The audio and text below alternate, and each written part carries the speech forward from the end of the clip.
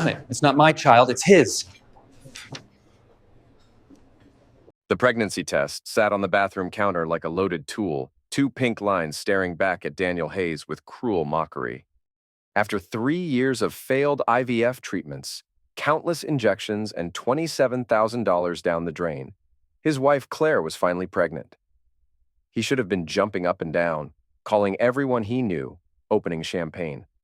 Instead, he stood frozen in their marble-tiled bathroom, watching his reflection fracture in the mirror like a man seeing his own ghost.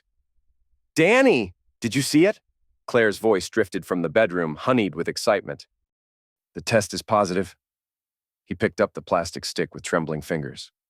2 pink lines. Pregnant. Miracle baby. Everything they dreamed of for 36 months of medical hell. So why did his stomach feel like it was full of broken glass?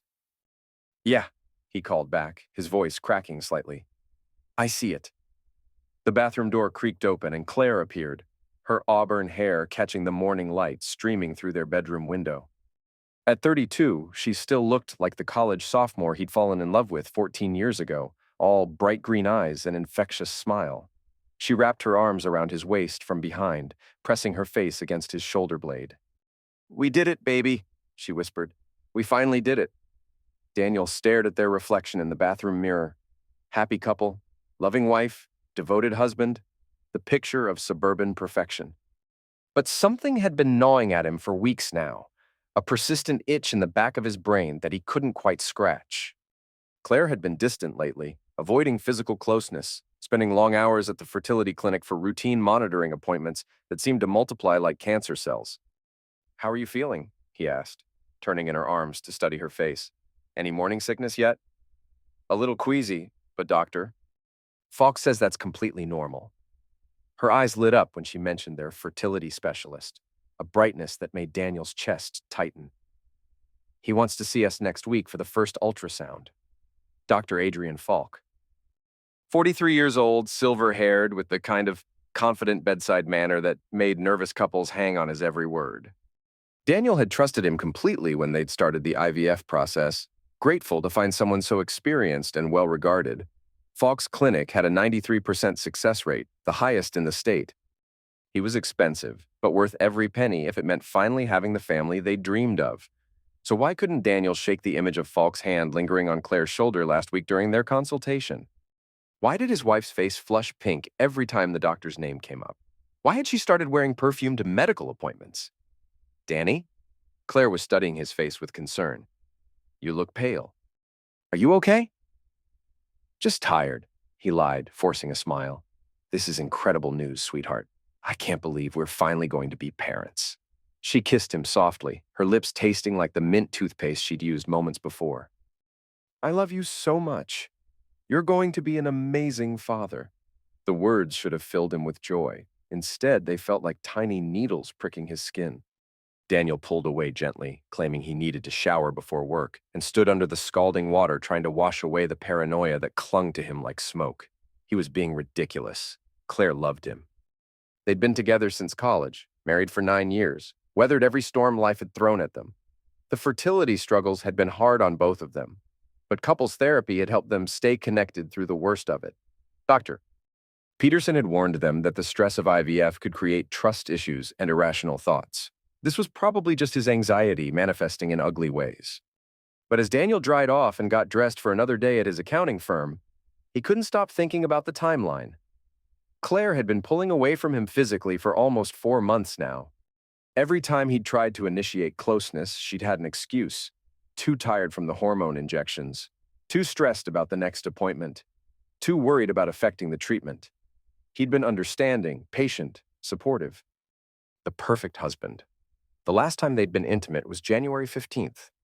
He remembered because it had been the night before their second failed embryo transfer, and they'd made love with desperate intensity, clinging to each other like drowning people. That was exactly 17 weeks ago. Claire was 12 weeks pregnant. Daniel's hands froze on his tie. The math didn't work, unless... "Honey, I'm making eggs," Claire called from the kitchen. "Do you want some?"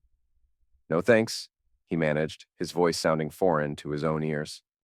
"I'll grab something at work." He kissed her goodbye at the front door of their suburban colonial, the same ritual they'd performed every weekday for 9 years. But today, instead of driving straight to his office in downtown Portland, Daniel pulled over at the first gas station and sat in his Honda Civic with the engine running, staring at nothing. His phone buzzed with a text from Claire. "Love you, baby. Can't wait to start this new chapter together." Daniel stared at the message until the words blurred. Then he deleted it and drove to work, spending the entire day pushing numbers around spreadsheets while his mind churned with possibilities he didn't want to consider. That evening, Claire had already left for what she called a girls' night with her college roommate Sarah when Daniel got home. The house felt hollow without her laughter echoing through the rooms. He microwaved leftover Chinese takeout and sat at their kitchen island, surrounded by the detritus of their shared life. Wedding photos on the refrigerator, Claire's medical journals stacked neatly on the counter, her fertility medication lined up in the bathroom like tiny soldiers. He was clearing his plate when he noticed the ultrasound photo propped against the fruit bowl, black and white and grainy like a satellite image of the moon. Claire must have picked it up from Dr. Falk's office that afternoon. Daniel picked up the photo and studied it, trying to make sense of the shadowy blob that was supposedly his future child. Week 12, someone had written in blue ink at the bottom. Everything looks perfect.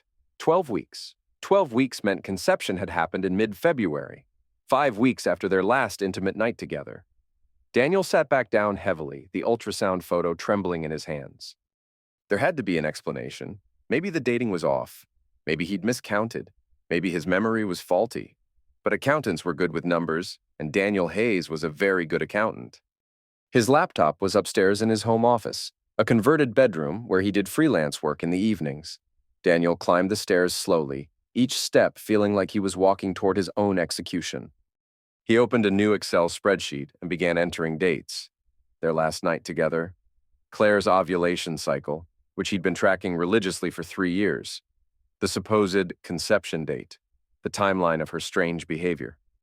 The numbers didn't lie. They never lied. Daniel closed the laptop and walked to their bedroom, standing in the doorway like a man surveying the scene of a crime. Claire's jewelry box sat open on the dresser, her earrings and necklaces scattered across the surface. Her side of the closet was perfectly organized, work clothes arranged by color and season. Everything exactly as it had been that morning, but somehow completely different. He moved to her nightstand and opened the drawer, not sure what he was looking for. Her usual collection of lip balm, reading glasses, and romance novels. A bottle of prenatal vitamins Dr. Falk had prescribed, and underneath everything else, like a snake hiding under rocks, a small appointment card from the fertility clinic. Claire Hayes, private consultation, Dr. Falk, February 18th, 3 p.m., February 18th. 3 days after the conception window, according to his calculations. A private consultation he'd never heard about. Daniel's hands were shaking now as he put everything back exactly where he'd found it. Claire's car pulled into the driveway just as he was closing the drawer, her headlights sweeping across the bedroom wall. He hurried downstairs and was sitting on the couch watching television when she came through the front door, her cheeks flushed and her eyes bright. "Hey, baby," she said, dropping her purse on the coffee table and curling up next to him. "How was your evening? Quiet? How is Sarah?" "Good. She's so excited about the baby." "She wants to throw us a shower in a few months." Claire rested her head on his shoulder, her hair smelling like expensive shampoo and something else he couldn't identify. "She said I'm glowing." Daniel wrapped his arm around her, pulling her closer while his mind raced. "Did you have a good dinner?" We went to that new Italian place downtown. The one Sarah's been wanting to try." She tilted her head up to look at him. "You seem tense." "Everything okay at work?" "Just the usual client headaches." He kissed the top of her head, breathing in her familiar scent mixed with something that definitely wasn't Sarah's perfume. "I'm happy you had fun." They watched a mindless sitcom together, Claire laughing at jokes that weren't funny while Daniel's thoughts spiraled into darker and darker territory. When she went upstairs to shower, he immediately grabbed his phone and called Sarah's number. "Daniel!" Sarah sounded surprised to hear from him. "Is everything okay?" "Yeah, everything's fine." "I was just wondering if Claire forgot something at the restaurant tonight. She seems like she might be missing an earring." There was a long pause on the other end of the line. "Restaurant? The Italian place you guys went to for dinner?" Another pause, longer this time. Daniel, I haven't seen Claire in 3 weeks. We were supposed to get together tonight, but she canceled around lunchtime. Said something came up. The phone felt like it weighed 1,000 pounds in Daniel's hand. Oh, maybe I misunderstood. Is Claire okay? She's been really flaky lately. Missing our usual coffee dates, not returning calls. She's been tired from the pregnancy. I should let you go. Pregnancy? Sarah's voice shot up an octave. Oh my God, Daniel, that's incredible. When did you find out? He hung up without answering and sat in the darkness of their living room, listening to the sound of water running in the shower upstairs. Claire was singing something soft and melodic, a song he didn't recognize. Daniel had always been a methodical man. It's what made him good at his job and reliable in his marriage. He approached problems systematically, gathering data before drawing conclusions. But sitting in his own house, surrounded by the artifacts of 9 years of marriage, he felt like a man drowning in an ocean of evidence he didn't want to see. The shower stopped running. Claire's footsteps moved across the bedroom floor above his head.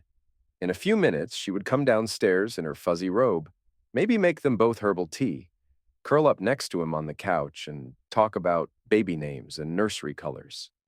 They would go to bed together like they had thousands of nights before, and he would lie awake, staring at the ceiling while she slept peacefully beside him. Or he could find out the truth. Daniel climbed the stairs as quietly as possible and slipped into his office, closing the door behind him. His hands were steady now as he opened his laptop and began searching for private DNA testing services. The ads promised discretion, accuracy, results in 5 to 7 business days. All he needed were 2 samples and a credit card. He found a company called Paternity Now that offered prenatal testing using the mother's blood. Completely safe for the baby, 99.9% accurate, results delivered by encrypted email. The cost was $800. Daniel entered his credit card information and scheduled a home collection kit for the next day, when Claire would be at work. He used his office address for delivery and his personal email account that she didn't have access to. The entire process took 15 minutes. When he opened the office door, Claire was standing in the hallway in her terry cloth robe, her hair still damp from the shower. "What are you doing up here?" she asked, her tone casual but her eyes sharp. "Checking emails. Johnson Industries wants their quarterly reports moved up a week." "This late on a Friday night?" Daniel shrugged, stepping past her toward their bedroom. "You know how demanding clients can be." She followed him, watching as he changed into pajama pants and brushed his teeth. "You've been distracted lately. Are you having second thoughts about the baby?" The question hit him like a physical blow. He turned to look at her in the bathroom mirror. This woman he'd loved for 14 years, who was carrying what might or might not be his child. "Never," he said quietly. "This baby is the best thing that's ever happened to us." Claire smiled and wrapped her arms around his waist from behind, exactly as she had that morning when they'd first seen the positive pregnancy test. "I love you, Danny. More than you'll ever know. I love you too." The words came automatically, muscle memory from nearly a decade of marriage. But as Daniel looked at their reflection in the mirror, he wondered if either of them was telling the truth anymore. They went to bed at 11, Claire falling asleep within minutes while Daniel lay beside her, counting the minutes until morning. Her breathing was deep and even, the sound of someone with a clear conscience. She looked peaceful in the moonlight streaming through their bedroom window, one hand resting protectively over her still flat belly. Daniel studied her profile in the darkness, memorizing the curve of her nose, the fan of her eyelashes against her cheek. If his suspicions were wrong, he was about to destroy the trust that had been the foundation of their marriage. If they were right, that trust was already gone. Either way, by this time next week, nothing would ever be the same. The DNA collection kit arrived at his office the following Monday in a discreet white package. Daniel locked his door and opened it with hands that barely trembled. 2 test tubes, collection swabs, detailed instructions, and a prepaid shipping envelope. All he needed was a blood sample from Claire and a saliva sample from himself. Getting his own sample was easy. The challenge would be getting Claire's blood without her knowledge. The instructions said any blood would work, even dried blood from a cut or nosebleed. Daniel thought about the prenatal blood work she'd had done the week before, but those samples would be long gone from the lab by now. That evening, Claire was in the kitchen making dinner when she nicked her finger on a paring knife while cutting vegetables. "Damn it," she muttered, holding her bleeding finger under the cold water tap. "Let me see," Daniel said, moving quickly to her side. "You might need a bandage. It's not that deep." But she let him examine the cut, a clean slice across her index finger that was bleeding steadily. "Do we have any of those liquid bandages left? I'll check." Daniel opened the medicine cabinet and found the small bottle, but instead of bringing it directly to Claire, he made a detour to his briefcase in the home office. The collection swab absorbed the blood droplets from her finger easily while she was distracted, rinsing the cut under the faucet. "Found it," he called, returning to the kitchen with the liquid bandage and the swab safely sealed in his pocket. Claire smiled gratefully as he applied the bandage to her finger. "My hero. What would I do without you?" "Let's hope you never have to find out." Daniel mailed the samples the next morning from a post office across town, using the overnight shipping option, even though it cost an extra $40. The lab confirmed receipt by email that afternoon and promised results within 72 hours. Those were the longest 3 days of Daniel's life. He went through the motions of normalcy: work, dinner, television, sleep, while inside his chest, his heart hammered against his ribs like a caged bird. Claire seemed blissfully unaware of his internal turmoil, chattering about baby names and nursery themes with the enthusiasm of a woman whose world was perfectly intact. On Wednesday evening, she announced that she had another appointment with Dr. Falk the following afternoon. "Another one?" Daniel tried to keep his voice neutral. "Didn't you just see him on Monday?" "He wants to monitor the early development closely. I guess with our history of failed transfers, he wants to be extra careful." Claire was folding laundry on their bed, her movements quick and efficient. "He's such a thorough doctor. We're so lucky to have found him. Do you want me to come with you?" "You don't need to miss work. It's just routine blood work and measurements." She didn't meet his eyes. "Besides, you've been to enough of these appointments. They're pretty boring." Daniel nodded and pretended to read his book while Claire finished the laundry and got ready for bed. But long after she was asleep, he stared at the ceiling and wondered how many other routine appointments she'd been to without him.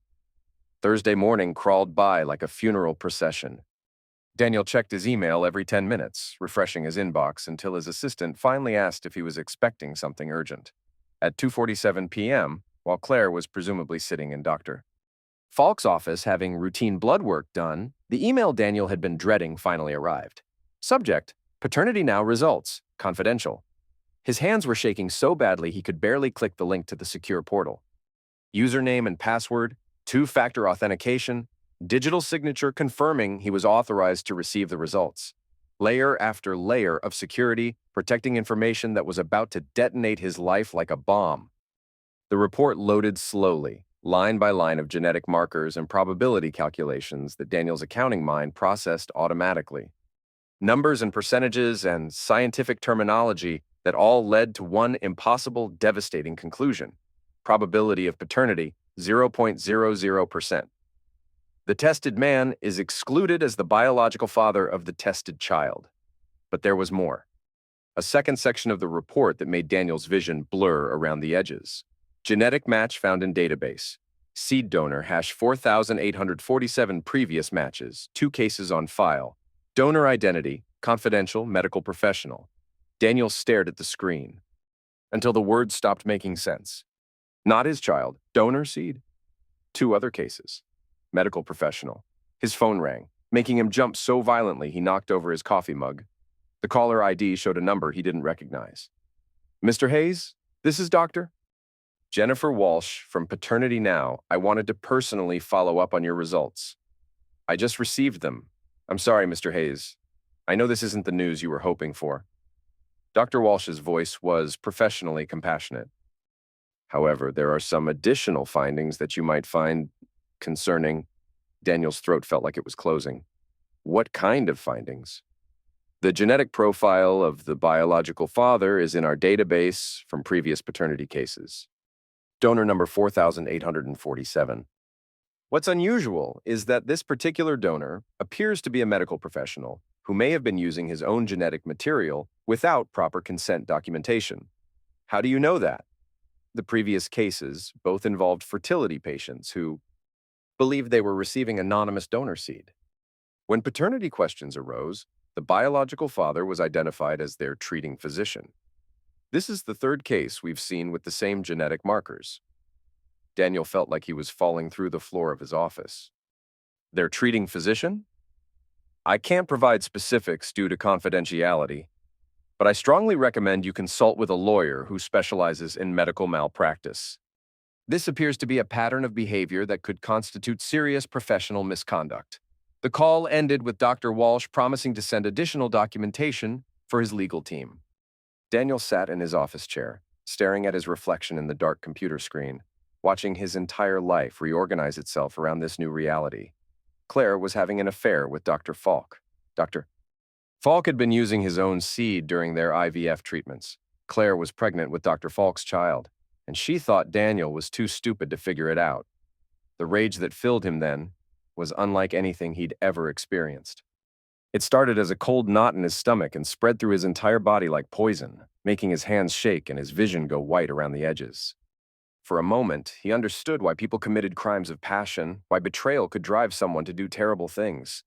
But Daniel Hayes was an accountant. He didn't act on emotion. He made plans. By the time Claire came home that evening, glowing from her routine appointment with Dr. Falk, Daniel had regained control of himself. He kissed her cheek when she walked through the door, asked about her day, listened with apparent interest as she described the baby's development and Dr. Falk's reassurances about her progress. He says everything looks perfect, she said, settling onto the couch next to him. The heartbeat is strong. All the measurements are right on track. He thinks we might be having a boy. That's wonderful, sweetheart. Daniel put his arm around her, pulling her close while his mind churned with possibilities. Dr. Falk really seems invested in our success. He's amazing, so caring and thorough. I feel like we're in such good hands. Daniel smiled and agreed, all while planning exactly how he was going to destroy both of their lives. That night, after Claire was asleep, Daniel sat in his home office and began making lists. Evidence he would need, lawyers who specialized in medical malpractice, private investigators who could document extramarital affairs, financial steps to protect his assets before the divorce proceedings began. He was going to do this right. Methodically, completely. By the time he was finished, Claire Hayes and Dr. Adrian Falk would wish they had never been born. The first person Daniel called was Michael Torres, a former Portland police detective who had started his own private investigation firm after 25 years on the force. Daniel had done Torres's taxes for 3 years running and knew him to be thorough, discreet, and completely without scruples when the job required it.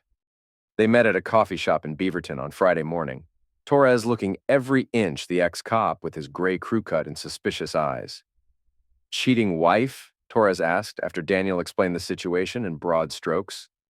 Cheating wife, corrupt doctor, medical malpractice, paternity fraud. Daniel slid a check across the table. I want everything documented. Phone records, hotel receipts, clinic surveillance, financial transactions. Everything. Torres pocketed the check without looking at the amount. What's your timeline?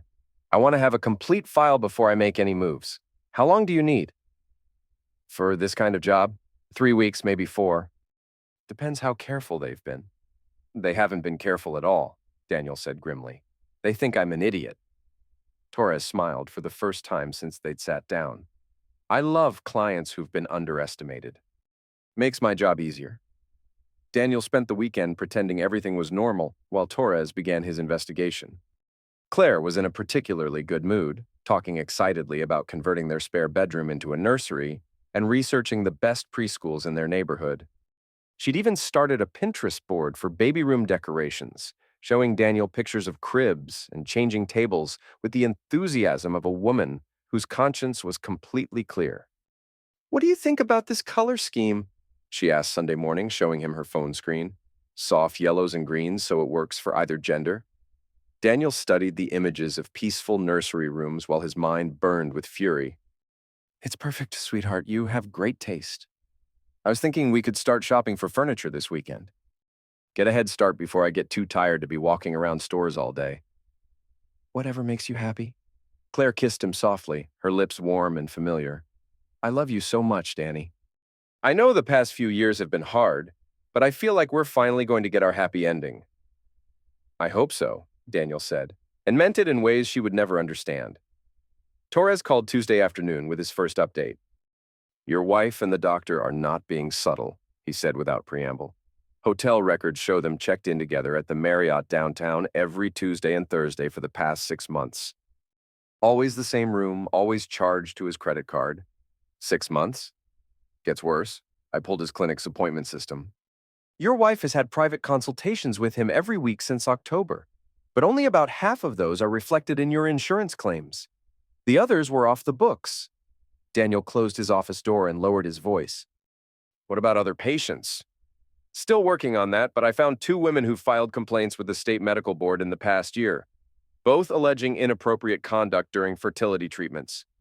Neither complaint was pursued because they couldn't prove anything. Can you contact them? Already did.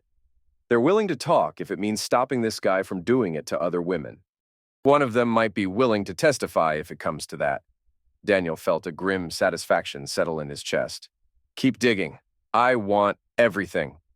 You got it. One more thing. Your wife's been getting cash advances on your joint credit card. Small amounts, but regular. Probably funding these hotel visits and other expenses she doesn't want you to see. After Torres hung up, Daniel sat in his office staring out at the Portland skyline. Claire was across town at that very moment, probably lying without clothes in a hotel bed with Dr. Adrian Falk, planning their future together while spending Daniel's money to do it. The betrayal was so complete, so calculated, that he almost had to admire the audacity. But admiration and revenge were not mutually exclusive. Daniel's next call was to Melissa Carter, a family law attorney with a reputation for being absolutely ruthless in divorce cases. She'd represented his friend Kevin 3 years ago when Kevin discovered his wife had been hiding assets in preparation for leaving him. By the time Carter was done, Kevin's ex-wife had been left with barely enough money for first month's rent on a studio apartment. Carter's office was in a glass tower downtown, all sharp edges and expensive furniture that conveyed success and competence in equal measure. She was younger than Daniel had expected, maybe 40, with short blonde hair and the kind of direct gaze that suggested she didn't waste time on pleasantries. You want to crush them, she said after Daniel laid out the situation. Not just divorce your wife, but destroy both their lives completely. They destroyed mine first. Carter leaned back in her chair, studying him with the intensity of a surgeon planning a complex operation. Medical malpractice, paternity fraud, infidelity, emotional damages. You could be looking at a 7-figure settlement if we play this right. It's not about the money. It's always about the money, Mr. Hayes. Money is the only thing that really hurts people like this. She pulled a legal pad from her desk drawer and began making notes. But you're right that the financial aspect is just one weapon in our arsenal. Professional licenses can be revoked. Medical careers can be ended. Reputations can be destroyed so thoroughly that they never recover. Daniel felt his pulse quicken. What do you need from me? Everything your investigator can find.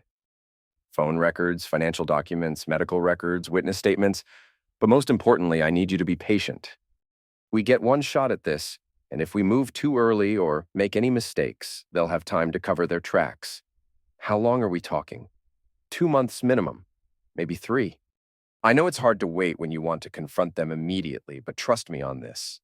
The longer we let them think they're getting away with it, the more evidence they'll give us to use against them. Daniel shook Carter's hand and wrote her a retainer check for $20,000. Make them pay for every lie they've told me. That's exactly what I do best. Over the next 6 weeks, Daniel became an expert at living a double life. During the day, he played the role of excited, expectant father, accompanying Claire to prenatal appointments and shopping for baby furniture. In the evenings, he reviewed reports from Torres and strategy memos from Carter, building an airtight case that would leave his enemies with no possible escape. The evidence piled up like snow in winter. Hotel receipts, restaurant charges, text messages recovered from Claire's deleted files, security footage from the fertility clinic showing Claire and Dr. Falk in intimate conversations, financial records showing cash withdrawals that corresponded exactly with their affair timeline. But the most damaging evidence came from Dr. Falk himself. Torres had managed to hack into the clinic's computer system and discovered that Daniel wasn't the first husband to be deceived. Over the past 5 years, Dr.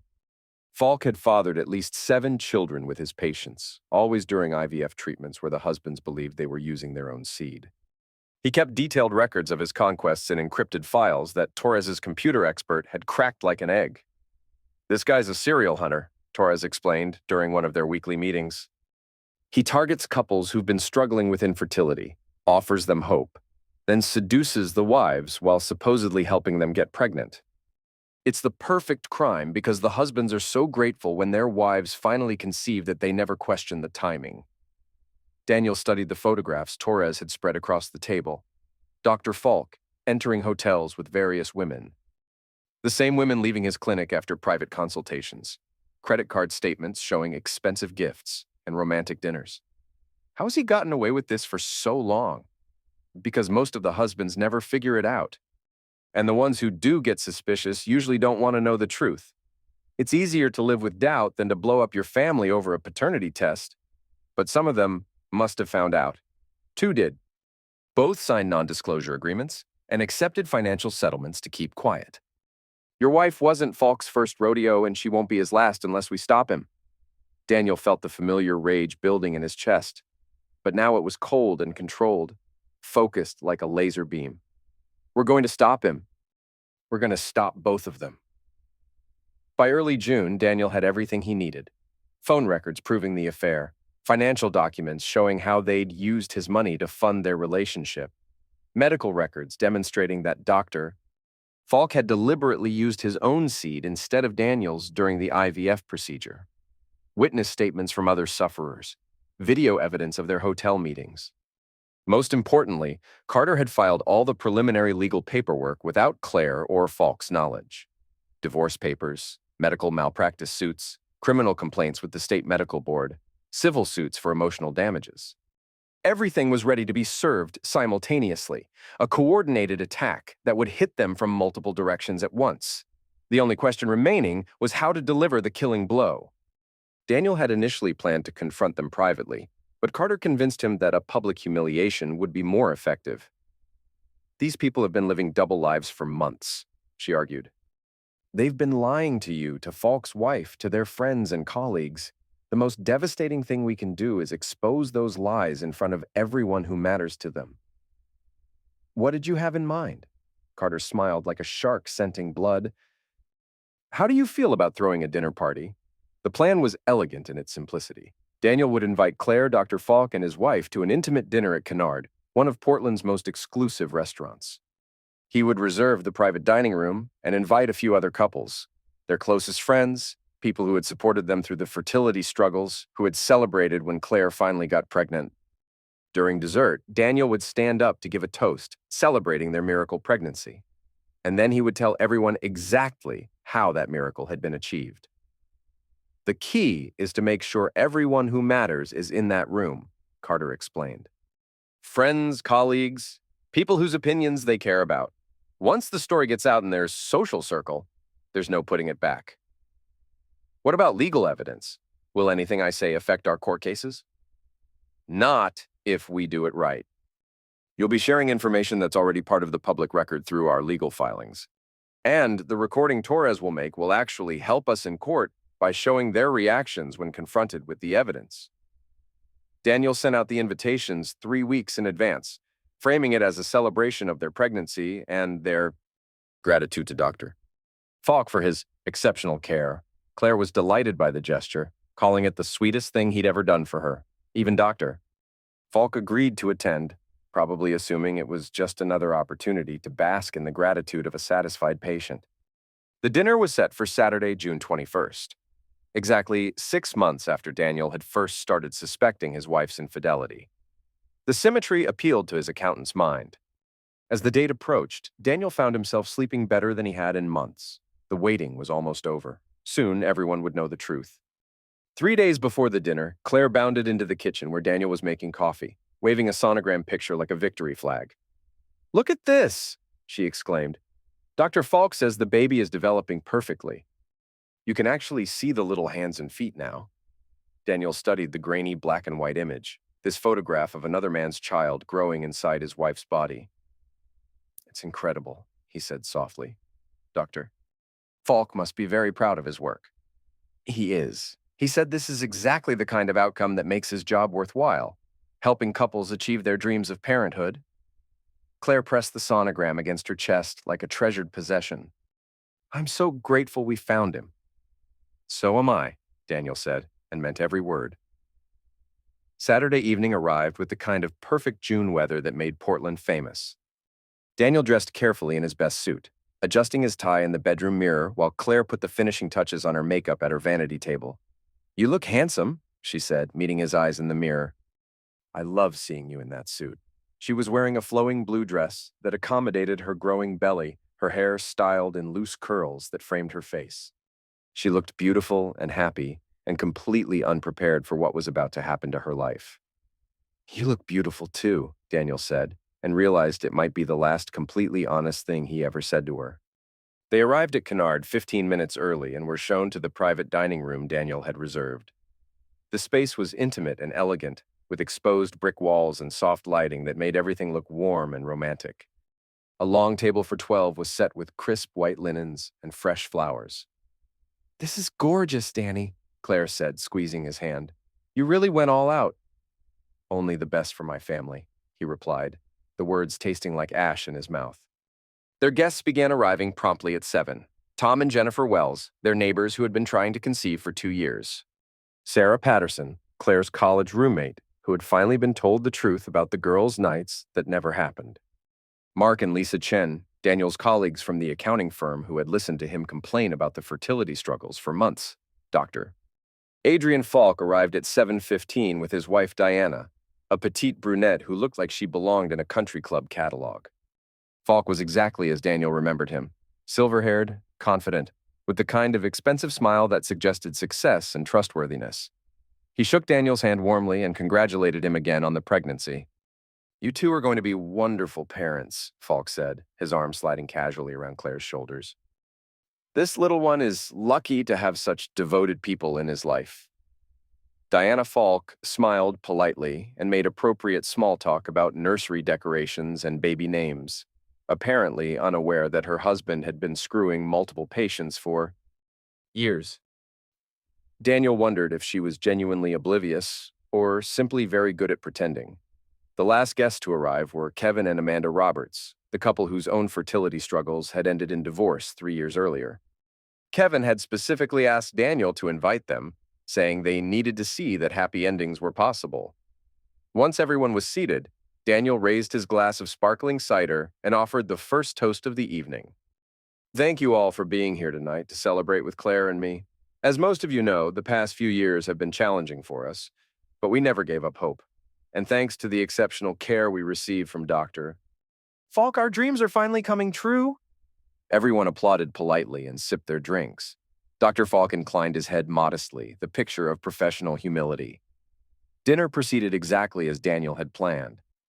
The conversation flowed easily, touching on pregnancy symptoms, nursery preparations, and speculation about whether the baby would have Daniel's eyes or Claire's smile. Claire was radiant, laughing and chatting with their friends, while Dr. Falk regaled the table with stories about successful fertility treatments and the joy of helping couples achieve their dreams. "It's the most rewarding part of my practice," Falk said during the main course. "Being able to give people like Daniel and Claire the families they've always wanted. There's nothing quite like seeing that positive pregnancy test after months or years of disappointment."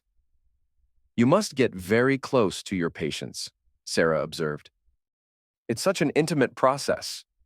"Professional boundaries are important," Falk replied smoothly. "But yes, you do form relationships with couples who trust you with something so personal. It's a privilege I never take lightly." Daniel caught Torres's eye from across the restaurant's main dining room. The private investigator was seated at a corner table with a clear view of their party, his phone positioned to record everything that was about to happen. As the waitstaff cleared the dinner plates and brought out dessert, Daniel stood up and tapped his knife against his water glass. The table fell silent, all eyes turning to him with the expectant attention of people preparing for a sentimental speech. "I wanted to say a few more words before we finish this wonderful evening," Daniel began, his voice steady and clear. 6 months ago, Claire and I were at the lowest point in our fertility journey. We'd been trying for over 3 years, suffered through multiple failed treatments, and were beginning to lose hope that we'd ever have a family. Claire smiled up at him adoringly, her hand resting on her growing belly. "Doctor." Falk nodded encouragingly, probably expecting more praise for his medical expertise. But then something miraculous happened. After years of failed attempts with my seed, Claire suddenly became pregnant. It seemed too good to be true. Daniel paused, letting the words hang in the air while he studied the faces around the table. Still smiling, still expectant, completely unaware of what was coming. And, as it turns out, it was too good to be true.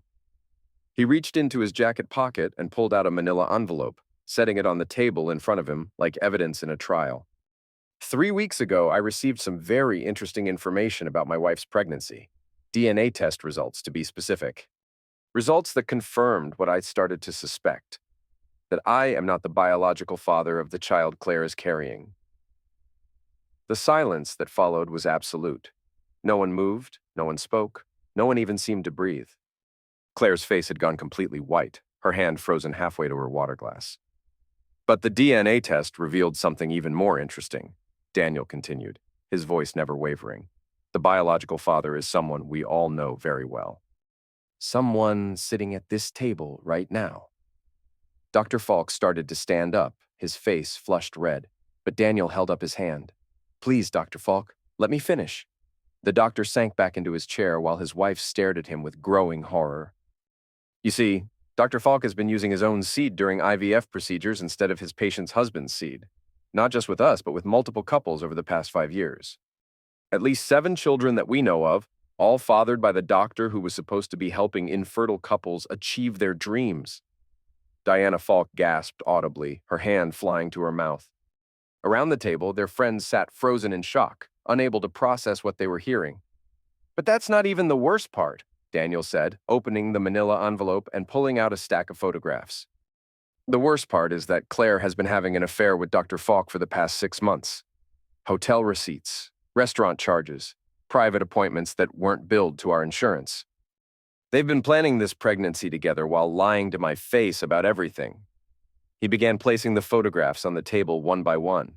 Claire and Falk entering the Marriott downtown. Claire and Falk holding hands in a restaurant. Claire and Falk kissing in the parking lot of his clinic. These were taken by a private investigator over the past month. The dates correspond exactly with Claire's supposed girls' nights and doctor. Falk's supposed emergency consultations. Claire finally found her voice, but it came out as a broken whisper. Danny, I can explain. No, Daniel cut her off sharply. You can't explain. You can't explain 6 months of lies. You can't explain using my money to fund your affair. You can't explain letting me believe I was going to be a father when you knew the whole time that child belongs to your lover.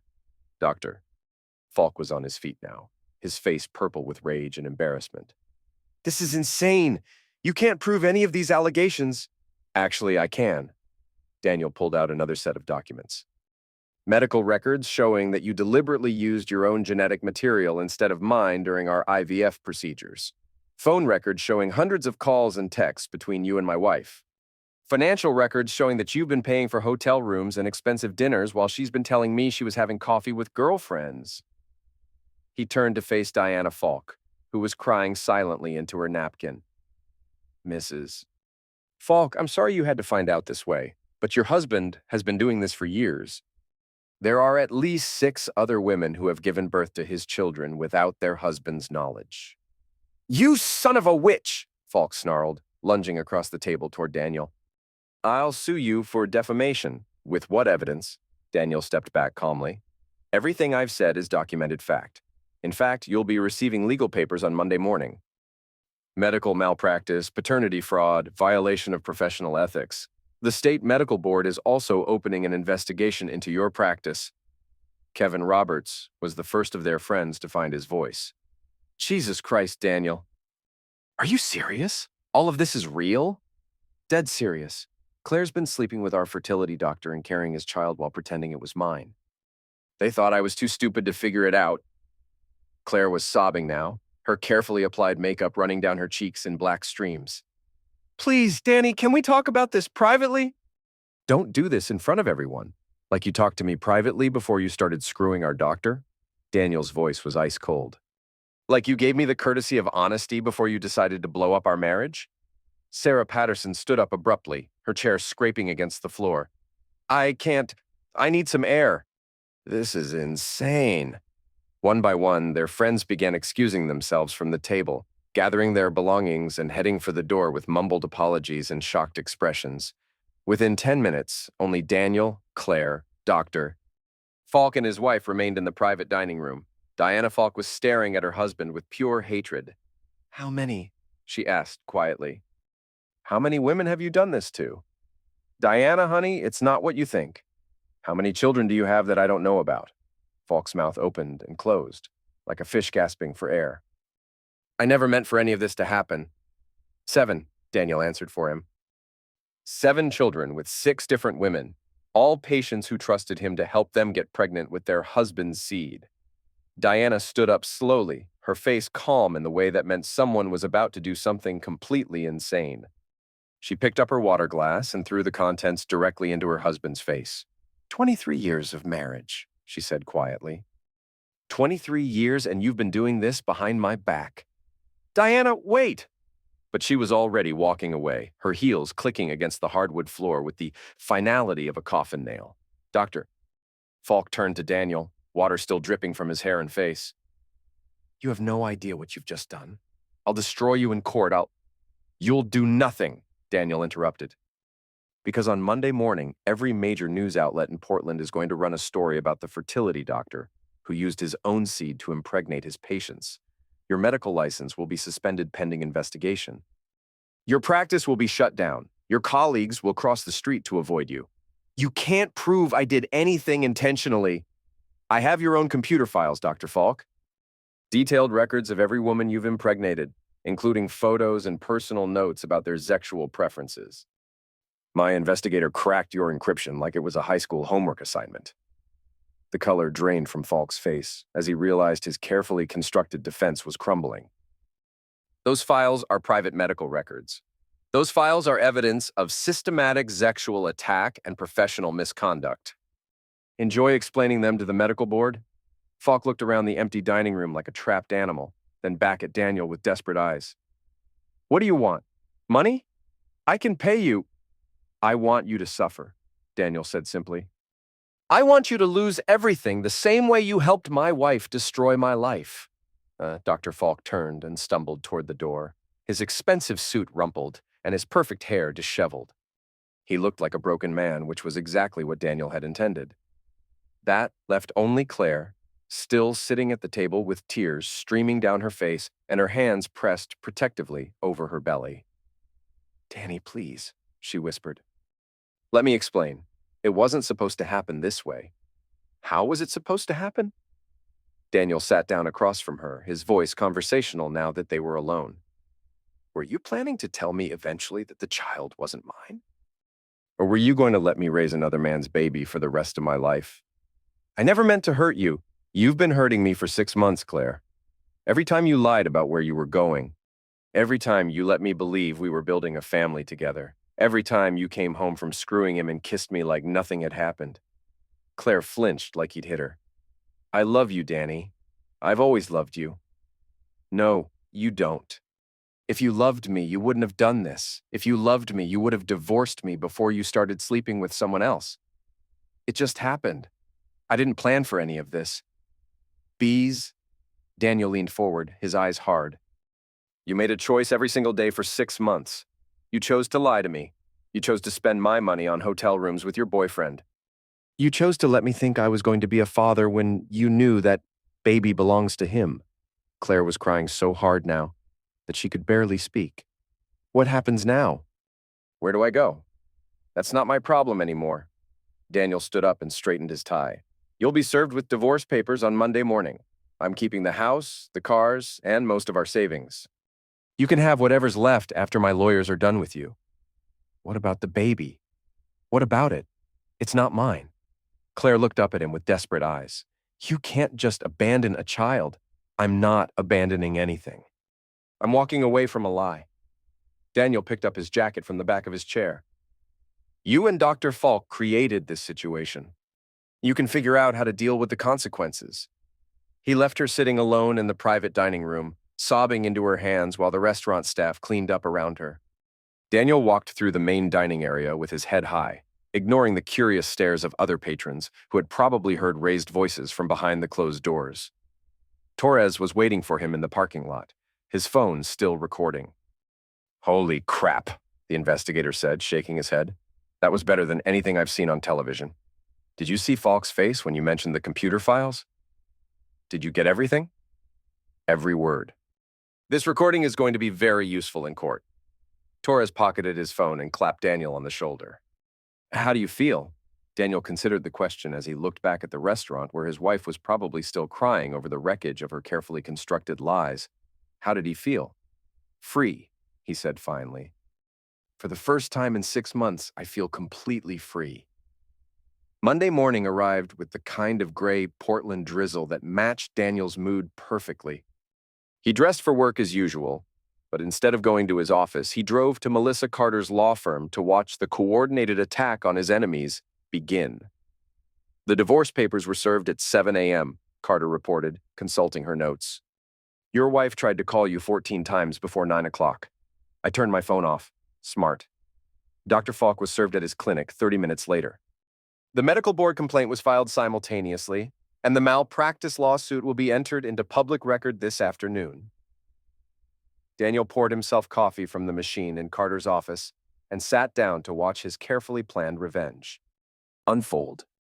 What about the media? The Oregonian is running the story in tomorrow's edition. Channel 8 wants to interview you for their evening news broadcast. I've prepared a statement that focuses on the medical malpractice angle rather than the personal betrayal. Good. I want this to be about protecting other patients, not just my wounded pride. Carter's phone rang, and she answered with crisp professionalism. Melissa Carter. Yes, I represent Mr. Hayes. No, my client will not be accepting any settlement offers at this time, because Dr. Falk needs to face the consequences of his actions. No, we're not interested in keeping this quiet. She hung up and smiled at Daniel. Falk's attorney? They're already trying to negotiate a settlement to avoid publicity. Too late for that. Way too late. By this time tomorrow, every fertility clinic in the state will know his name. Daniel spent the morning in Carter's office, fielding calls from reporters and reviewing legal documents while his old life disintegrated in real time. Claire called 17 more times before noon, leaving increasingly desperate voicemails that Daniel deleted without listening to. At 2 o'clock, Torres arrived with updates from his surveillance of both targets. Claire's been sitting in your driveway since 8 a.m., he reported, crying in her car, calling you constantly. The neighbors are starting to talk.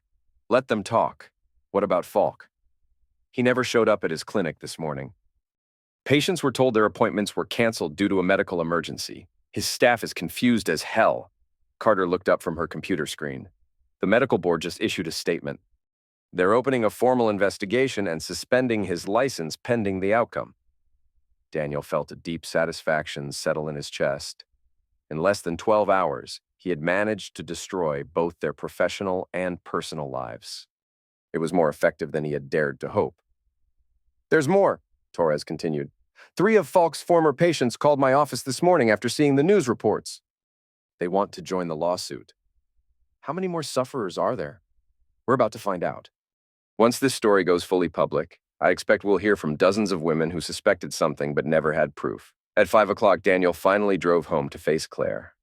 She was exactly where Torres had said she would be, sitting in her Honda Accord in their driveway, looking like she'd been crying for days. When she saw his car, she jumped out and ran toward him before he could even turn off the engine. Danny, please, just listen to me for 5 minutes. There's nothing to discuss. Daniel brushed past her toward the front door. The lawyers will handle everything from here. You can't just throw away 9 years of marriage without even talking to me. Daniel stopped with his key halfway to the lock and turned to face her. I didn't throw away our marriage, Claire. You did when you decided to screw our fertility doctor.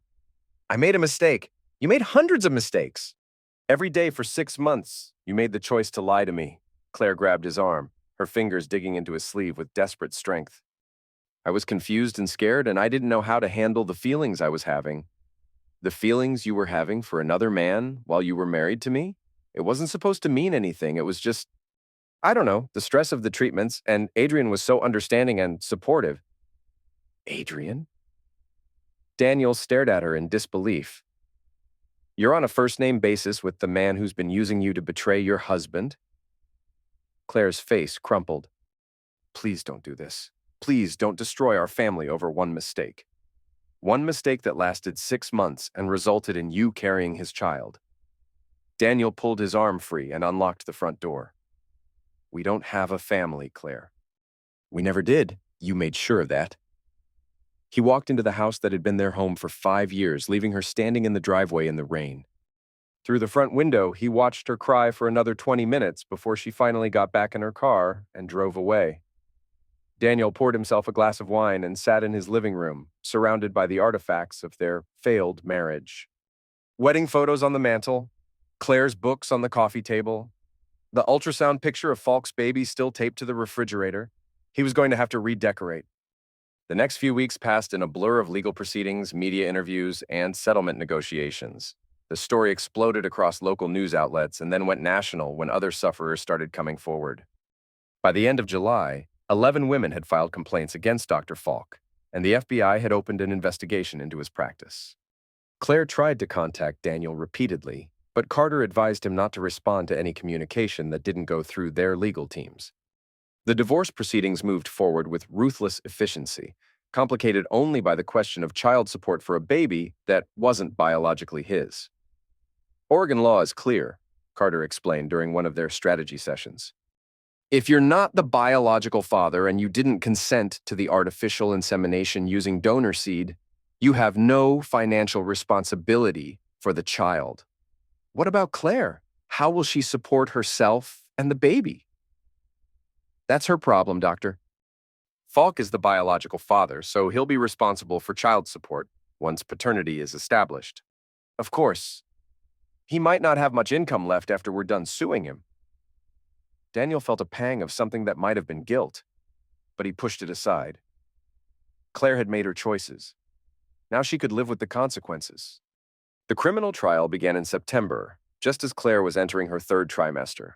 Daniel attended every day of proceedings, watching from the public gallery as prosecutors laid out the case against Dr. Falk in methodical detail. The evidence was overwhelming. Computer files documenting his systematic deception of patients, financial records showing payments for hotel rooms and dinners with various women, medical records proving he had used his own seed in dozens of cases where couples believed they were using the husband's genetic material. Most damaging of all were the testimonies from his sufferers. Woman after woman took the stand to describe how they had trusted Dr. Falk to help them achieve their dreams of parenthood, only to discover years later that their children were his offspring. "He told me my husband's seed quality was poor," testified Rebecca Martinez, whose 3-year-old son bore an unmistakable resemblance to the defendant. "He said using donor seed would give us the best chance of success. I never imagined he was talking about his own seed." When Claire was called to testify, Daniel watched from the gallery as she took the stand with her belly rounded with Falk's child. She looked pale and exhausted, her former vibrancy completely extinguished. "Dr. Falk told me that my husband's seed had some genetic markers that could cause problems for our future child," she testified, her voice barely audible. "He said there was a donor who would be a perfect match and that my husband would never need to know." "Did you consent to having a sexual relationship with Dr. Falk?" the prosecutor asked. Claire's voice broke. "I thought he cared about me. I thought I was lonely and scared, and he made me feel like everything would be okay." "Did you tell your husband about the relationship?" "No, I didn't know how to explain what was happening. I kept thinking I would end it, and he would never have to know." Daniel felt no sympathy for her tears. She had made her choice, and now a courtroom full of strangers was hearing exactly what kind of person she really was. "Doctor, Falk's defense team tried to argue that his relationships with patients were consensual and that any deception about paternity was unintentional, but the evidence was too extensive, the pattern too clear. After 3 days of deliberation, the jury found him guilty on 14 counts of medical malpractice, 7 counts of sexual attack, and multiple counts of fraud. The judge sentenced him to 12 years in prison and ordered him to pay restitution to his sufferers, totaling over $2 million. Daniel watched from the gallery as bailiffs led Dr. Falk away in handcuffs, his expensive suit replaced with an orange jumpsuit that marked him as just another convicted felon. The man who had once commanded respect and trust was now nothing more than inmate number 247691. Justice felt better than Daniel had expected. The civil lawsuits were settled out of court in November, just 2 weeks before Claire's due date. Between the malpractice claims and divorce settlement, Daniel received nearly $800,000 in damages. Falk's medical practice was dissolved, his assets liquidated, and his professional reputation destroyed so thoroughly that he would never work in medicine again. Claire gave birth to a son on December 3rd, a healthy baby boy who looked nothing like Daniel and everything like his biological father. She named him Adrian Jr., apparently feeling no shame about honoring the man who had destroyed her marriage. Daniel learned about the birth from a brief text message that Carter forwarded from Claire's attorney. He felt nothing when he read it. No joy, no sadness, no curiosity about the child who might have been his under different circumstances. The baby was simply another consequence of Claire's choices, no more his responsibility than any other stranger's child. 3 days before Christmas, Daniel was finishing some paperwork at his office when his secretary buzzed to tell him someone was there to see him. He looked up to find Claire standing in his doorway, holding a small bundle wrapped in a blue blanket. She looked terrible, exhausted and hollow-eyed, with the pale complexion of someone who hadn't been sleeping or eating properly. The confident, vibrant woman he had married was gone, replaced by this shell of a person who seemed to have aged 10 years and 6 months. "What are you doing here, Claire? I wanted you to meet your son." Daniel didn't look at the baby. "He's not my son. Danny, please, he could be. We don't have to tell him about Adrian. We could raise him together just like we planned." The desperation in her voice was painful to hear, but Daniel felt no impulse to comfort her. "We plan to raise my child together. This isn't my child. Biology doesn't make someone a father. Love does. You could love him if you just gave yourself the chance." Daniel finally looked at the baby in her arms. He was beautiful, with thick dark hair and long eyelashes that would probably make him popular with girls when he got older. But his features were Adrian Falk's features, and Daniel felt nothing but revulsion when he looked at him. "Take him and leave. Please, Danny, I'm begging you, I can't do this alone." "You should have thought about that before you decided to cheat on me."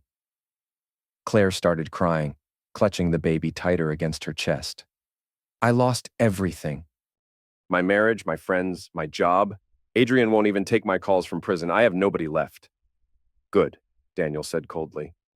"That's exactly what you deserve." She stared at him with shock and hurt, like she couldn't believe he was capable of such cruelty. "This isn't you, Danny. You're a good man. You wouldn't abandon a child." "I'm not abandoning anything. I'm protecting myself from people who lie to me and use me and think I'm too stupid to fight back." Claire wiped her tears with the back of her hand. "What happened to the man I married?